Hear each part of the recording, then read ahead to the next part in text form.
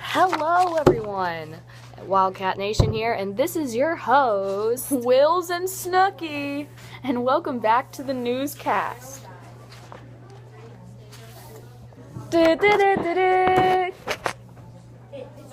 Now, let's get right into the news. As you just saw, we have a breaking news report just in.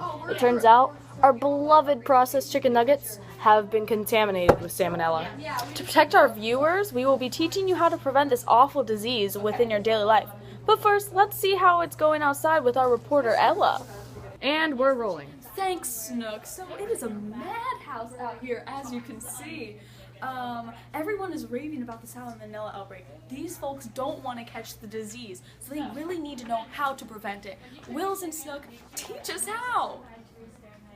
Alrighty, let's get into some prevention. One way to prevent this horrid disease is to cook poultry, ground beef, and eggs thoroughly. Do not eat or drink foods containing raw eggs or raw unpasteurized milk.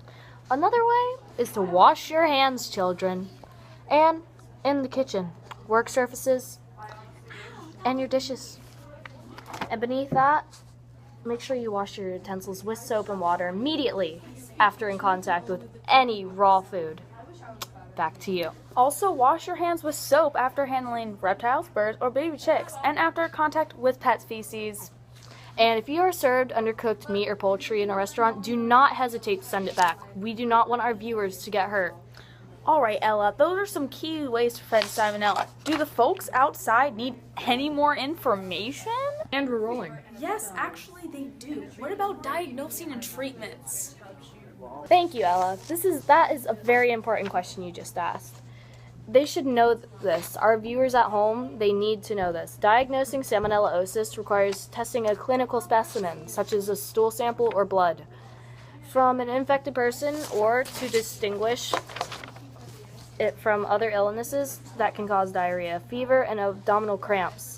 Once salmonella is identified in the specimen, additional testing can be done to further characterize the salmonella. Be safe out there. Thank you, Wills. I think the people outside really appreciate that. Okay, Ella, anything else? Not at the moment. Back to you, Snook. Alright guys, it's time to go to our other reporter, Sam. Ella, you've been a great help. Sam, are there any questions the civilians would like to know? Hey y'all, I'm out here with the people, and these three lovely civilians have some very important questions for you, Snook and Will, so get ready. Alright, ask away. Hey sir, do you have any questions for our news reporters back home? As a matter of fact, I do. What is salmonella? Salmonella is a bacteria that makes people sick. It was discovered by an American scientist named Dr. Salmon and has been known to cause illness for over 125 years. The illness people get from salmonella infection is called salmonellosis. And from another civilian. Oh, isn't that disease in the turtles? Why, yes it is, lovely supporter. Why, don't be eating any of those turtle sandwiches, guys. We don't want you getting sick.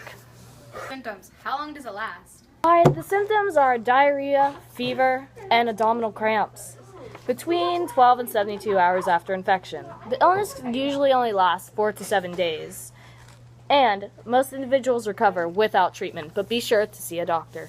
Who's at the highest risk for the salmonella infection? Children are at the highest risk for salmonella infection. Young children, older adults, and people with weakened immune systems are the most likely to have severe infections.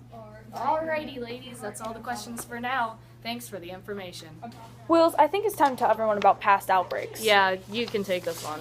Okie dokie. So the first outbreak we are going to touch on was the outbreak with pistachios. This outbreak occurred in 2016. There was an 11 case count, but only 2 people were hospitalized, and 9 states were affected. Wills, I think you should take the next one. Yeah, just a second. Okay, so within the last year, we had a very big outbreak of salmonella within our calves and cattle. Well, our dairy calves, that is, which means there was salmonella within our milk products. But thank God, nobody died, only 54 states were infected, and 17 were hospitalized. Back to you, Snook. Thank you, Willis. And to wrap it up, we are going to tell you the food that can be contaminated and how to treat it. Food that can be contaminated are eggs, poultry, ground beef, tuna, pork, tomatoes, sprouts, and even peanut butter. No, not my peanut butter. Now how can I be friends with the squirrels? Tragic. Oh, so tragic. Some ways to treat it is by using anti-diarrhea and antibiotics. Thank you for tuning into our Wildcat News Cats. And That's all, folks!